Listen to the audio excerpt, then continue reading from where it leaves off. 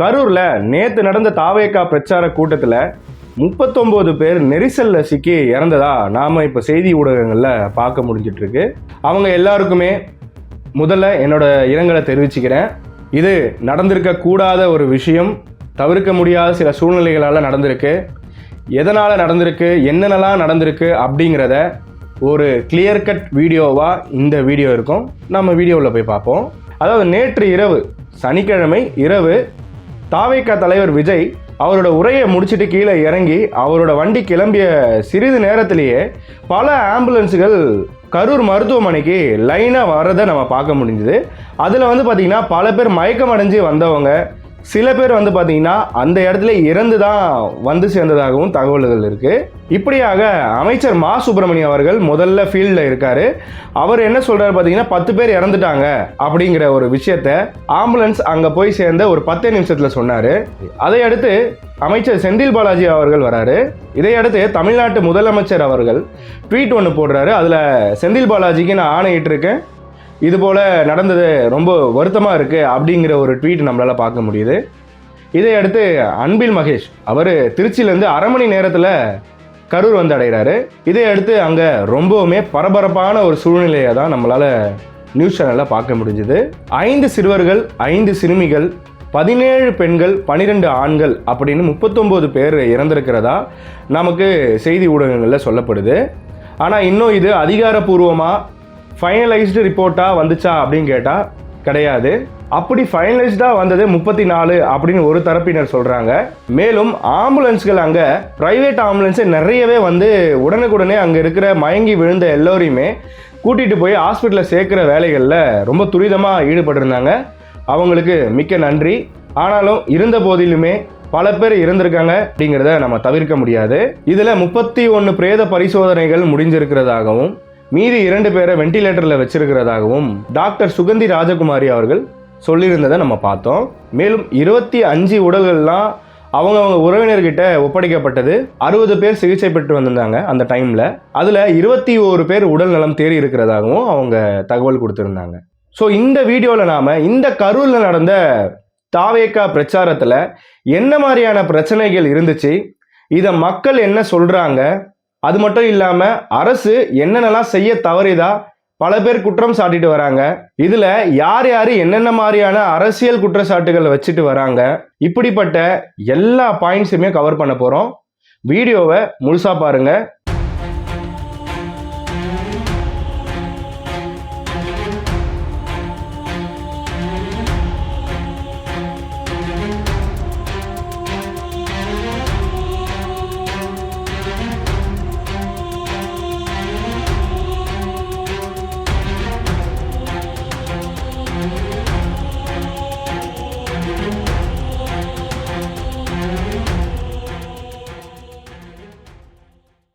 முதல் விஷயமா, இந்த கூட்ட நெரிசல் அதிகமாகிறதுக்கு என்ன காரணம் அப்படின்னு நம்ம பார்த்தோம்னா, அந்த நெரிசல்லேருந்து சிக்கி வந்த ஒரு அம்மா சொல்கிறாங்க, தான் அந்த கூட்ட நெரிசலில் சிக்கி வெளியே வர முயன்ற போது தன்னால் வெளியே வர முடியலை, ஏன்னா வழிகள் இல்லை, 2 பக்கமுமே நெரிசலான ஒரு கூட்டம் தான் இருக்குது, கயிறு கட்டப்பட்டிருக்கு, அது மட்டும் இல்லாமல் உள்ளே வந்தவங்க அவ்வளோ சீக்கிரத்தில் வெளியே போக முடியாது அப்படிங்கிற ஒரு சூழ்நிலை தான் அங்கே இருந்திருக்கு.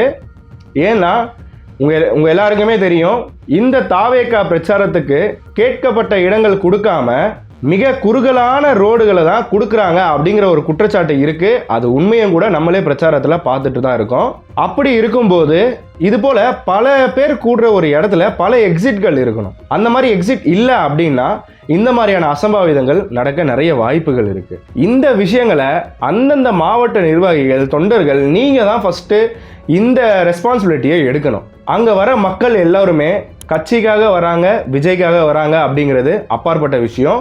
ஆக மொத்தம் as a responsible citizen, as a responsible TVK politician, நீங்கள் எல்லாருமே முதல்ல வாலண்டியர் ஆகணும், ரெஸ்பான்சிபிலிட்டி எடுக்கணும். ஆனால் கூட்ட நெரிசல் அதிகமாகுது அப்படிங்கிற பட்சத்தில் மேலும் நீங்கள் அதிகமான ரெஸ்பான்சிபிலிட்டி எடுத்து இதை நீங்கள் தவிர்த்திருக்கலாம் அப்படிங்கிறதும் என்னோட ஒரு சஜஷன். ஆனால் மக்களோட சஜஷன்ஸ் என்னன்னு பார்த்தீங்க அப்படின்னா, அங்கே இவ்வளோ கூட்டம் இருந்த போதிலும் போலீஸார் அதிகமாக இல்லை அப்படின்னு சொல்லப்படுற நிறைய விஷயங்கள், நிறைய வீடியோக்கள் நம்ம பார்க்குறோம். இந்த விஷயத்தை பற்றி போக போக டிஸ்கஸ் பண்ணலாம். பட் அதுக்கு முன்னாடி அங்கே என்னென்ன நடந்திருக்கு, இப்போ என்ன நிலவரத்தில் இருக்குது அப்படிங்கிறத மட்டும் முழுசாக பார்த்துடலாம். மேலும் நெரிசலின் போது ஒருத்தர் மீது ஒருத்தர் விழுந்ததாகவும் அங்கே இருந்த பள்ளத்துலேயும் சில பேர் விழுந்திருக்கிறதாகவும் அந்த அம்மா சொல்கிறாங்க. எங்களை யாருமே வற்புறுத்தலை, எங்களை வர சொல்லி யாருமே வற்புறுத்தலை, நாங்களே தான் வந்தோம். ஆனால் கூட்ட நெரிசலின் காரணமாக இந்த அசம்பாவிதம் நடந்திருக்கு அப்படின்னு இந்த நெரிசலில் சிக்கி உயிர் பிழைத்த ஒரு அம்மா பேட்டி கொடுத்ததை நம்ம பார்த்துருந்தோம். இப்படி ஒரு பக்கம் விஜய் மேலே எந்த தப்பும் இல்லை அப்படின்னு சொல்லக்கூடிய மக்கள் இருந்தாலும், இன்னொரு பக்கம் விஜய் இங்கே வந்தே ஆகணும், அவர் தான் காரணம் அப்படின்னு ஆவேசப்படுற மக்கள்களையுமே நம்மளால் பார்க்க முடிஞ்சது. இந்த இழப்பு யாருக்கு ஆகியிருந்தாலுமே இந்த ஒரு ஆதங்கம், கோபம் எல்லோருக்குமே வரதான் செய்யும். இதை யாருமே தவிர்க்க முடியாது. ஆனால் மக்கள் சிந்தனை செய்யணும். இது யாரால ஆச்சு, எதனால ஆச்சு அப்படிங்கிறத சிந்தனை செய்யணும். சில பேர் சிந்தனை செய்து பேசுகிறாங்க, பேட்டி அளிச்சிட்டு இருக்காங்க, கிரவுண்ட் ரிப்போர்ட் எடுக்க ஆரம்பிச்சிட்டாங்க. அதில் பல மக்கள்கள் புரிதலோட பேசுகிறாங்க. ஆனால் சில பேர் அந்த ஆதங்கம் இருக்கும், அதை யாருமே எதுவுமே சொல்ல முடியாது. 13 வயது மகனை பறி கொடுத்த ஒரு தாய் அவங்க பேட்டியில் சொன்னது என்னன்னு பார்த்தீங்கன்னா, விஜயை பார்க்க தான் நாங்கள் வந்தோம், ஆனால் இங்கே இருக்கிற கூட்ட நெரிசலுக்கு ஏற்றாற் போல போலீஸ் ஃபோர்ஸ் இல்லை, அவங்க முறையானபடி இந்த கூட்டத்தை கையாளலை அப்படிங்கிற ஒரு விஷயத்த ஒரு அம்மா சொல்லியிருந்தாங்க. அதையுமே நம்ம பேட்டியில் பார்க்க முடியுது. ஏன் குறைவான போலீஸை மட்டும் இந்த கூட்டத்துக்கு கொடுத்துருக்காங்க அப்படிங்கிற ஒரு கேள்வியுமே இப்போ எழுப்பப்பட்டு வருது. அதே போல திருச்சி வந்த விஜய் அவர்கள் பிரஸ் கேட்குற கேள்வி எதுக்குமே ரெஸ்பான்ஸ் பண்ணாம அவர் ஏர்போர்ட் உள்ள போயிட்டாரு. இதையுமே பல பேர் பல விதத்தில் பல கோணத்தில் பேச ஆரம்பிச்சாங்க. மேலும் அங்கிருந்து கிளம்பி அவர் வீட்டுக்குமே வந்தடைஞ்சிட்டாரு. அவர் வீட்டுக்கு முன்னாடி பல போலீசார்களும் குவிக்கப்பட்டிருக்கு. ஏன்னா விஜய் அவர்களோட வீட்டை முற்றுகையிட பல வாய்ப்புகள் இருக்கு அப்படிங்கிற ஒரு காரணத்தினால. இந்த திருச்சி ஏர்போர்ட் உள்ள போன விஜய் அவர்கள் அதுக்கப்புறமா அவர்கிட்ட இருந்த இரங்கல் செய்தி வருது. இவர் இப்படி சேஃப் ஆயிட்டு அதுக்கப்புறமா மெசேஜ் போடுறது ஒரு நல்ல மனுஷனுக்கு அழகா, நல்ல லீடருக்கு அழகா அப்படின்னு பல பேர் கேள்வி எழுப்பிட்டு வந்தாங்க. ஒரே ஒரு விஷயம் அவங்க யோசிச்சாங்களா அப்படின்னு தெரியல. இவ்வளோ பர்மிஷன் வாங்கி பிரச்சாரம் நடத்துகிற இடத்துலையே இவ்வளோ கூட்டம் சேர்ந்துருக்கு, ஆனால் அந்த கூட்டத்துக்கு ஏற்ற போலீஸ் இல்லை அப்படிங்கிற ஒரு குற்றச்சாட்டு இருக்குது ஒரு பக்கம். அதாவது போலீஸ் தரப்பில் கேட்கும்போது 10,000 பேர் வருவாங்கன்னு சொல்லிட்டு நிறைய பேர் வந்துட்டாங்க அப்படின்னு அவங்க ஒரு சைடு சொல்கிறாங்க. ஓகே, இப்போது பிளானே பண்ணாமல் இந்த ஹாஸ்பிட்டலுக்கு விஜய் வந்து இறங்கி இருந்தால் அங்கே என்ன வேணாலும் நடக்க வாய்ப்புகள் இருக்கா இல்லையா? எப்படி ஜஸ்ட் லைக் தட் அப்படி வந்து அவர் இறங்க முடியும்? கேள்வி கேட்குறவங்க கொஞ்சம் லாஜிக்காக கேளுங்க. மக்கள் ஆதங்கத்தில் கேட்குறாங்க அப்படிங்கிறத கண்டிப்பாக நாங்கள் ஏற்றுக்க முடியும். ஆனால் விஜய் அவர்களுக்கு அகெயின்ஸ்டாக இருக்கிற நபர்கள் அவர் செய்த இந்த குற்றங்களை மட்டும் பார்க்கறது, அதில் மட்டும் ஃபோக்கஸ் பண்ணிகிட்டே இருப்பாங்க பாருங்கள் சில பேர். அவங்களோட கேள்விகள் இப்படி தான் இருக்குது. அந்த மாதிரி ஒரு விஷயம் நடந்திருந்தா அங்கே ஒரு கலவரம் கூட வெடிக்க வாய்ப்பு இருக்கு. இது போலீஸாருக்கு கண்டிப்பாக தெரியும், அங்கே இருக்கிற தாவேகா கட்சியினருக்குமே நல்லாவே தெரியும். மோதல்கள் ஏற்படலாம். இது போல விஷயங்களை தெரிஞ்சும் ஒருவர் எப்படி அந்த இடத்துல வருவார்? அப்படி வந்தால் மறுபடியும் அந்த மக்கள்களுக்கு தானே இடையூறு உண்டாகும். மேலும் பல உயிர்கள் போக வாய்ப்புகள் இருக்கே. இதெல்லாம் யோசிக்கணுமா இல்லையா? மொட்டையா விஜய் வந்தார், ஏர்போர்ட்டில் ப்ரெஸ்ஸோட மீட் பண்ணல, நேராக போயிட்டாரு, எத்தனை பேர் செத்தாலும் அவர் கவலை இல்லையா? இப்படியான கேள்விகள் எல்லாம் கேட்குறவங்க எல்லாரும் கொஞ்சம் யோசிங்க, நியூட்ரலாக பாருங்கள். இந்த 39 இழப்பு பெரிய இழப்பு தான், நான் இல்லைன்னு சொல்லலை. அதே போல் அந்த இழப்புகளை வச்சு விஜய்க்கு எதிராக இருக்கிற வன்மங்களை தூண்டாதீங்க, அரசியல் பண்ணாதீங்க. மேலும் ஒரு விஷயம் என்னன்னு கேட்டிங்கன்னா, விஜய் அந்த இடத்துல இரங்கல் சொல்லிட்டு தான் போயிருக்கணும். இது வரலாற்று பிழை தான்.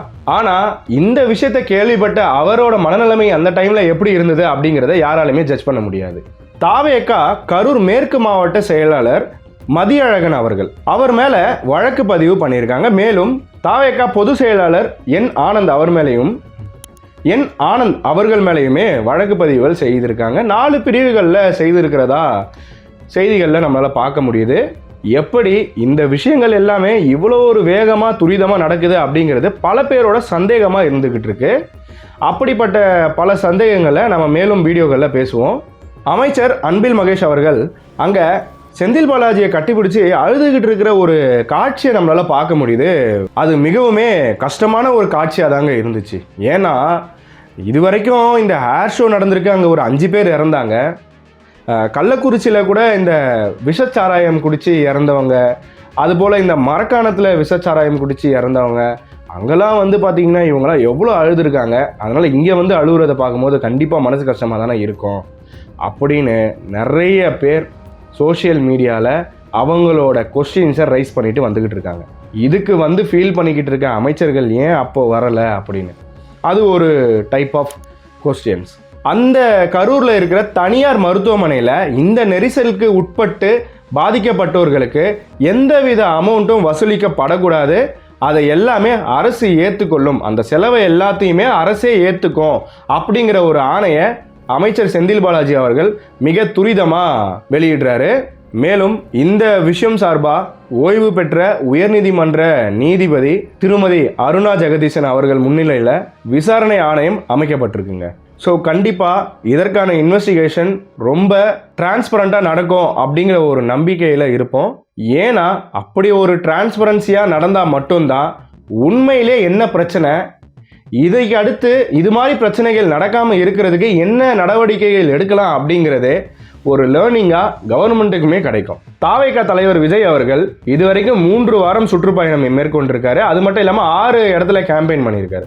அங்கே இல்லாத கூட்டம் தான் இங்கே இருந்துச்சா அப்படின்னு கேட்டால் கிடையாது. அங்கே இருக்கிற கூட்டத்தை விட ஒரு 10% அதிகமாகவே இருந்துச்சு அப்படின்னு சொல்லலாம். அப்போது விஜய் அவர்களை பிரச்சாரம் பண்ணால் எவ்வளோ கூட்டம் வரும் அப்படிங்கிறது கண்டிப்பாக பர்மிஷன் கொடுக்குற போலீஸ் அதிகாரிகளுக்கு தெரியும். அப்போது அதுக்குண்டான போலீஸ் படையை அனுப்ப வேண்டியது அவங்களோட பொறுப்பு தானே அப்படிங்கிற கேள்விகள் அதிகமாகவே வருது. அது மட்டும் இல்லாமல் நமக்கு உளவுத்துறை அப்படிங்கிறவங்களும் இருக்காங்கங்க. ஒரு இடத்துல எவ்வளோ கூட்டம் கூடுது, இங்கே எவ்வளோ கூட வாய்ப்பு இருக்குது அப்படிங்கிறத ஒரு ரிப்போர்ட்டாக சப்மிட் பண்ணுவாங்க கவர்மெண்ட்டுக்கு. அப்படி அரசுக்கு சப்மிட் பண்ண அந்த ரிப்போர்ட் படி இந்த கூட்டத்திற்கு உண்டான அனைத்து ஃபெசிலிட்டியுமே பண்ணி கொடுக்க வேண்டியது யாரோட கடமை அப்படின்னு பார்த்தா இப்போ ஆளுங்கட்சியாக இருக்கிற திமுக அரசு தான். பிரச்சாரம் பண்ணுறவங்க நமக்கு ஆப்போசிஷன் பார்ட்டியாகவே இருந்தாலும் இப்போது கரண்ட்டில் யார் ரூலிங் பண்ணிக்கிட்டு இருக்காங்களோ அவங்க தான் அவங்களுக்குமே பாதுகாப்புன்றது கொடுக்கணும். இது அவங்களோட முழு ரெஸ்பான்சிபிலிட்டி. அப்படி இருக்கும் பட்சத்தில் இப்படி போலீஸ் ப்ரொடெக்ஷன் கம்மியாக இருந்த காரணத்தினாலையும் அதே போல் கூட்டம் அதிகமாக வரும் அப்படின்னு தெரிஞ்சும் பெரிய இடங்களை கேட்கும்போது, அதாவது பெரிய பெரிய இடங்கள் கொடுங்க அதிகமான கூட்டங்கள் வரும் அப்படின்னு பர்மிஷன் கேட்க போகும்போது அந்த இடத்துலலாம் பர்மிஷன் ரிஜெக்ட் பண்ணிவிட்டு எந்த இடம் குறுகலான இடமோ அந்த இடத்துல தான் பர்மிஷன் கொடுப்போம் அப்படின்னு கொடுத்துருக்காங்க. நாம் கடந்த கேம்பெயின் எல்லாத்துலேயுமே பார்த்தோம். எல்லாமே வந்து பார்த்திங்கன்னா ஒரு நேரோ ரோடு தான். அப்படி இருக்கும்போது விஜய் அவர்களுமே ஒரு பிரச்சாரத்தின் போது சொன்னார், என்னங்க நாங்கள் பெருசாக கேட்டுவிட்டோம், மக்கள் ஃப்ரீயாக வந்துட்டு போகிறதுக்கான ஒரு இடம் தானே நாங்கள் கேட்டோம், எந்தவித அவதிப்படக்கூடாது, கஷ்டமே இல்லாமல் வந்துட்டு போகணும், கூட்ட நெரிசல்கள் இருக்கக்கூடாது அப்படிங்கிற ஒரு காரணத்துக்காக தானே நாங்கள் கேட்குறோம். ஆனால் ஏன் கொடுக்க மாட்டீங்க அப்படிங்கிற ஒரு கேள்வியை விஜய் அவர்களே எழுப்பியிருக்கிறத நம்மளால் பார்க்க முடியும். அப்போது இத்தனை மக்கள் இங்கே கூடுறதுக்கு வாய்ப்பு இருக்குது அப்படின்னா அதுக்கேற்ற இடம் கொடுத்துருக்கணும், அப்படி இல்லைன்னா அதுக்கேற்ற பாதுகாப்பு கொடுத்துருக்கணும். அப்படிங்கும் போது இங்கே யாரை தவறு சொல்கிறது அப்படிங்கிறது யாருக்குமே புரியலை, தெரியலை. மேலும் இது போல் பல சந்தேகங்கள் சோஷியல் மீடியாவில் வலம் வந்துட்டுருக்கு. அந்த மாதிரியான சந்தேகங்கள் எல்லோருக்குமே சந்தேகத்தை தான் உண்டாக்குது, எனக்குமே. அந்த சந்தேகங்கள் என்ன அப்படிங்கிறத பார்த்துடலாம். அதாவது மயக்கமாகி ஆம்புலன்ஸ் ஹாஸ்பிட்டலுக்கு போகிறதுக்கு முன்னாடியே மீடியா பீப்புள் இந்த கூட்டத்தை தாண்டி எப்படி ஹாஸ்பிட்டலுக்கு முன்னாடியே போய் நின்னாங்க அப்படிங்கிறது ஒரு பெரிய சந்தேகம். அது மட்டும் இல்லாமல் 10 நிமிஷத்தில் அமைச்சர் செந்தில் பாலாஜி அங்கே எப்படி வந்தார் அப்படிங்கிறதும் ஒரு பெரிய கேள்விக்குறி தான். திருச்சியில் இருக்கிற அன்பில் மகேஷ் அவர்கள் அரை மணி நேரத்தில் எப்படி இந்த கரூர் மருத்துவமனைக்கு வந்தடைஞ்சார் அப்படிங்கிற சந்தேகங்களும். மேலும் முதலமைச்சர் உடனே ட்வீட் போடுறாரு, அதாவது இந்த கரூரில் நடக்கிற இந்த விஷயத்தை பார்த்து நான் ரொம்ப வருத்தம் அடைகிறேன், இதுக்காக நான் செந்தில் பாலாஜி அவர்களை அங்கே போக சொல்லி உத்தரவிட்டிருக்கிறேன் அப்படிங்கிற மாதிரி ட்வீட் இருக்குது. இது எல்லாமே எப்படி இவ்வளோ வேகமாக நடக்குது அப்படிங்கிறது எல்லோருக்குமே பெரிய சந்தேகம் தான். அது மட்டும் இல்லாமல் இந்த சம்பவம் நடந்துக்கிட்டு தான் இருக்குது. ஆக்சுவலாக பலி எண்ணிக்கை ஏறிக்கிட்டே இருக்குது. எது கடைசி எது ஃபைனல்னே வெளியே வரல இன்னும். அதுக்குள்ளேயே இறந்தவர்களின் குடும்பத்திற்கு தலா 10 லட்சம் கொடுப்பதா அரசுக்கிட்டேருந்து அறிக்கை வருது. எப்படி ஒரு பலி எண்ணிக்கை எவ்வளோ ஃபைனல் ஆகிருக்கு அப்படின்னு தெரியாமல் ஆன்கோயிங்கில் 10 லட்சம் ரூபாய் நிதி உதவி அளிக்கிறதா அறிக்கை வருது அப்படிங்கிறது தெரியல. ஏன்னா நம்ம மற்ற பிரச்சனைகள்லாம் பார்த்துருக்கோம். அப்படி பார்க்கும்போது எல்லாமே ஒரு 2 நாள் கழிச்சு தான் அறிக்கையே வரும். அது மட்டும் இல்லாமல் இந்த மாதிரி நிவாரண நிதிகள் எல்லாமே நடக்கிறது தான். ஆனால் இவ்வளோ வேகமாக நடக்காது. ஒரு காமன் மேனாக யோசிங்க, இவ்வளோ வேகமாக இது வரையும் நடந்திருக்கா அப்படிங்கிறத. இது வரைக்கும் 2 மாநாடு, அது மட்டும் இல்லாமல் ஒரு ஆர்ப்பாட்டம், 6 இடத்துல பிரச்சாரங்கள் நடந்திருக்கு. அப்படி இருக்கும்போது இந்த மாதிரி அசம்பாவிதங்கள் எங்கேயுமே நடந்ததே கிடையாது. ஆனால் இங்கே நடக்க என்ன காரணம் அப்படிங்கிறது எல்லோருக்குமே பெரிய சந்தேகமாக இருக்குது. ஆக்சுவலாக இந்த கரூரில் இருக்கிற காந்தி சிலை ரவுண்டானா அப்படின்னு சொல்கிறாங்க. அந்த இடம் நல்ல விரிவான இடம். அங்கே வந்து மக்கள் நிறைய பேர் கூட முடியும். அது மட்டும் இல்லாமல் 3 எக்ஸிட்கள் இருக்குது. ஸோ மக்கள் போகணும் வரணும் அப்படின்னா கூட தாராளமாக வெளியேறதுக்கான வாய்ப்புகள் இருக்குது. ஏன் அந்த மாதிரி ஒரு இடத்த கொடுக்காம ஒரு நேரோ ரோட், அங்கே வந்து டக்குன்னு மக்கள் வெளியேற முடியாது, அப்படிப்பட்ட ரோடை ஏன் கொடுக்கணும் அப்படிங்கிறது பல பேரோட கேள்விகளாக இருக்குது. அதாவது விஜய் அவர்கள் பிரச்சாரத்தை முடித்த போது பவர் கட் ஆகியிருக்கிறதா சொல்கிறாங்க சிலர். அவர் பேசிக்கிட்டு இருக்கும்போதே பவர் கட் ஆச்சு, அந்த பவர் கட்டால் அவர் பேசுகிறதே கேட்கல, அதனால தள்ளுமுள்ளு ஏற்பட்டது அப்படிங்கிறத சொன்னாங்க. நம்மளாலுமே பார்க்க முடிஞ்சுதுங்க. மக்கள் வந்து அவ்வளோ அலையாக இருக்காங்க, அவ்வளோ ஒரு நெரிசலாக இருக்குது. அந்த நெரிசலில் ஆம்புலன்ஸ் வர வந்துக்கிட்டு இருக்கு. விஜய் அவர்களே பிரச்சாரத்தின் போது கேட்டிருப்பாரு, போலீஸ் இங்கே இருக்கீங்களா இல்லையா, இவ்வளோ நெரிசல்களை கட்டுப்படுத்துறதுக்கு போலீஸ் இருக்கீங்களா இல்லையா, இருக்கீங்களா ஓகே அப்படிங்கிற ஒரு விஷயங்களை சொல்லியிருப்பாரு. ஏன்னா அவருக்கே தெரியுது இது எப்பயுமே இல்லாத அளவுக்கு ஒரு பெரிய கூட்டமாக இருக்குது, நெரிசல்கள் அதிகமாக இருக்குது அப்படிங்கிறது தெரியுது. இதற்கு நேற்று இரவே சென்னை டிஜிபி கிட்ட பேட்டியானது எடுக்கப்பட்டது. அப்போ அவர் சொன்னது என்னன்னு பார்த்தீங்கன்னா, 10,000 பேருக்கு மட்டும்தான் பர்மிஷன் கேட்டிருக்காங்க, ஆனால் அங்கே அதிகமாக கூட்டிட்டாங்க அப்படிங்கிறது போலீஸ் தரப்புலேருந்து சொல்லப்படுது. 500 போலீஸானது அங்கே குவிக்கப்பட்டிருந்தது அப்படின்னு சொன்னாங்க. இந்த 500 போலீஸால் 10,000 பேரை கண்ட்ரோல் பண்ண முடியுமா, அது பத்துமான்னு கேட்கும்போது, இல்லைங்க அதுக்கு மேலே நாங்கள் கொடுத்தோம் அப்படின்னா போலீஸ் கூட்டமே அங்கே அதிகமாகிடும், மக்கள் நிற்க முடியாது, ரொம்ப கஷ்டமாயிடும் அப்படின்னு சொல்கிறாங்க. இது எந்த வகையில் ஏற்றுக்கிறது அப்படிங்கிறது சுத்தமாக தெரியலை. அப்போது அவ்வளோ குறுகலான இடத்த தான் பர்மிஷனாக கொடுத்துருக்காங்களா அப்படிங்கிறதுமே இங்கே ஒரு கேள்வியாக நமக்கு எழும்புது. மேலும் இன்னொரு விஷயம் என்னன்னு பார்த்தீங்கன்னா, 10,000 பேர் தான் கூடுவாங்க அப்படின்னு அதிகமாக கூட்டிட்டாங்க அப்படிங்கிறது தெரிய வரும்போது கண்டிப்பாக முடிஞ்ச அளவுக்கு, கண்டிப்பாக இது முடியுமாங்கிறது தெரியல, ஆனாலும் முடிஞ்ச அளவுக்கு போலீஸை குவிக்கிறதுக்கு தானே இவங்க பார்த்துருக்கணும். ஏன் அந்த நடவடிக்கைகள் எடுக்கப்படலை? ஆனால் எடுக்கப்பட்டுச்சாங்கிறது எனக்கு தெரியல. இதில் இப்போ இந்த விபத்து ஆனதுக்கு பின்னாடி தான் தெரியுது அங்கே போலீஸ் ரொம்ப கம்மியாக இருக்காங்க அப்படிங்கிறது. ஏன் எடுக்கப்படலை? கூட்டம் அதிகமாகிட்டே இருக்குது அப்படிங்கிறப்ப கண்டிப்பாக போலீஸ் அவங்களோட ஃபோர்ஸ் அதிகப்படுத்திட்டு தானே இருக்கணும். அப்படி போலீஸ் அனுப்ப அதிகமாக பர்மிஷன் வாங்கணும், முன்னாடியே வாங்கியிருந்தா தாங்க எங்களால் அதிகமாக அனுப்ப முடியும் அப்படின்னு சொன்னாலுமே, ஆல்ரெடி நான் இந்த விஷயத்த சொல்லியிருந்தேன், உளவுத்துறை அவங்களோட டேட்டாவின் படி விஜய் அவர்களுக்கு 10,000 பேர் தான் கூடுவாங்களா அப்படிங்கிறது எல்லாருக்குமே தெரியும். அப்படி இருக்கும்போது அந்த உளவுத்துறையுமே ஃபெயிலியர் ஆகிடுச்சா? இந்த இடத்துல சிஸ்டமே ஃபெயிலியர் ஆன மாதிரி தான் இப்போ தெரியுது. இது 2 லட்சம் பேர் கூடக்கூடிய வாய்ப்பு இருக்கிற ஒரு கூட்டத்தில் ஏன் 2,000 பேர் மட்டும் கூடக்கூடிய ஒரு இடத்தை கொடுத்தாங்க அப்படிங்கிறதும் ஒரு கேள்விக்குறியாக வலம் வந்துட்டுருக்கு. தாவேக்கா கடந்த 2 மாநாடுகளை கடந்து தான் வந்திருக்காங்க. அப்படி இருக்கும்போது முதல் மாநாட்டில் என்னென்னலாம் தவறுகளை செஞ்சாங்களோ அதெல்லாமே திருத்தி கொண்டு தான் அடுத்த மாநாட்டில் சரி செஞ்சு வந்தாங்க. மிகவும் சிறப்பாக பல ஆம்புலன்ஸுகளை வச்சு எல்லாமே அவங்க ப்ரைவேட்டாக பண்ணிட்டு இருந்தாங்க, நம்ம பார்த்தோம். அப்படி இருக்கும்போது இப்போது இங்கே எல்லாமே ப்ரைவேட்டாக அவங்களால பண்ண முடியுமான்னு கேட்டால் அவங்க அதுவுமே பண்ணிட்டு தான் இருந்தாங்க. அது மட்டுமே பத்துமான்னு கேட்டால் கண்டிப்பாக பத்தாது. இது கவர்மெண்ட்டோட சப்போர்ட்டும் தேவைதான். இது ஒருத்தரால் மட்டுமே எல்லாமே பண்ணிட முடியுமான்னு கேட்டால் கண்டிப்பாக முடியாது. நான் ஆல்ரெடி சொல்லியிருந்த மாதிரி முதலமைச்சர் எப்படி இவ்வளோ சீக்கிரம் அறிக்கை விட்டார், அதே போல் இந்த மீடியா பர்சன்ஸ் எப்படி ஃபஸ்ட்டே போனாங்க, அதே போல் இன்னொரு விஷயம் அமைச்சர்கள் எப்படி இவ்வளோ துரிதமாக அங்கே வந்தாங்க அப்படிங்கிற சந்தேகங்கள் இருந்த போதில் நம்ம இந்திய பிரதமர் நரேந்திர மோடி அவர்கள்ட்ட ட்வீட் வருது, அமித்ஷா அவர்கள் ட்வீட் போடுறாங்க. அது மட்டும் இல்லாமல் நம்ம துணை முதலமைச்சர் உதயநிதி ஸ்டாலின் அவருமே துபாய் போக இருந்த ஒரு பயணத்தை ரத்து பண்ணிட்டு இங்கே இந்தியாவுக்கு திரும்பி வந்துகிட்டு இருக்கிறதா ஒரு தகவல் வந்தது. மேலும் எடப்பாடி பழனிசாமி அவர்கள், சீமான் அவர்கள், அது மட்டும் இல்லாமல் நம்ம முதலமைச்சர் எல்லோருமே சென்னையிலேருந்து கரூருக்கு கிளம்புறதாகவும் ஒரு நியூஸ் நம்மளால் பார்க்க முடிஞ்சுது. இது எல்லாமே உடனுக்குடனே நடக்கும்போது, உடனுக்குடனே செய்திகள் ஷெட்யூல் பண்ண மாதிரி வந்துட்டு இருக்கும்போது தான் மக்கள் எல்லோருக்குமே சந்தேகம் எழுப்பப்பட்டது. இந்த ஹாஸ்பிட்டலில் நடந்துகிட்டு இருக்க இந்த சம்பவத்தை பற்றின வீடியோ வெளியாகிருந்தது. பல நியூஸ் சேனல் கவர் பண்ணியிருந்தாங்க. அதில் சில பேர் அந்த வீடியோவை சுட்டி காட்டியிருந்தாங்க. என்னன்னு பார்த்தீங்கன்னா, ஒரு வயதான அம்மா அவங்க ஸ்ட்ரக்சரில் சீரியஸாக கூட்டிட்டு போயிட்டு இருக்க மாதிரி ஒரு வீடியோவில் இருக்காங்க. அதே அம்மா இன்னொரு வீடியோவில் நின்று அழுதுகிட்டு இருக்காங்க. அந்த மாதிரி ஒரு வீடியோவுமே வந்துகிட்டு இருக்கு. அப்போது கூட இல்லை. ஏன்னா அடுத்தடுத்து ஒரு குறுகிய விஜயோட பிரச்சார கூட்டம் முடிந்து ஒரு 10 நிமிடத்துல தான் அடுத்தடுத்து அங்கே மயங்கியவர்களை அழைத்து வர ஆரம்பித்தாங்க. பிரச்சார கூட்டம் முடிந்த பின்பு முதல்ல ஒரு 4 பேர் கூட்டு வந்தாங்க. அடுத்தடுத்து வரும்போது மருத்துவமனை நிர்வாகத்துக்கு என்ன செய்வதென்றே தெரியல. ஒரே நேரத்தில் அவங்கள எதிர்பார்க்கல, இவ்வளவு பேர் மயக்கமடைஞ்சு வருவாங்களா என்பது தெரியாத சூழல் திணறி போயிட்டாங்க. அப்போ அவங்களை காப்பாற்ற வேண்டிய சூழல் இருந்தது, பாதிக்கப்பட்டவங்களுக்கு சிகிச்சை அளிக்க வேண்டிய சூழல் இருந்தது, மருத்துவ குழுவை வரவழைக்க வேண்டியது இருந்தது. இது கூட நம்ம கூட தெரிவித்திருந்தோம். மருத்துவ குழு உடனடியாக வேண்டும்னு சொல்லியிருந்தார். அப்போ மருத்துவ குழு வந்தாங்க. இப்பவுமே அவங்களுக்கு ஒரு 20லேருந்து 25 வயசுக்குள்ளே இருக்கலாம். அவங்க ஒரு இடத்துல உட்காந்து அவங்களோட உறவினர் இழந்ததா அழுதுகிட்டு இருக்காங்க. ஆனால் அவங்களையே ஒரு ஆண் நபர் தூக்கிட்டு போகிறாங்க, இந்த மாதிரி சீரியஸாக இருக்காங்க அப்படின்னு. ஸோ இந்த மாதிரியான விஷுவல்ஸ் நிறையாவே பார்க்க முடிஞ்சுது நம்மளால். ஸோ இதெல்லாமே கூட கொஞ்சம் சந்தேகத்தை ஏற்படுத்துதுங்க.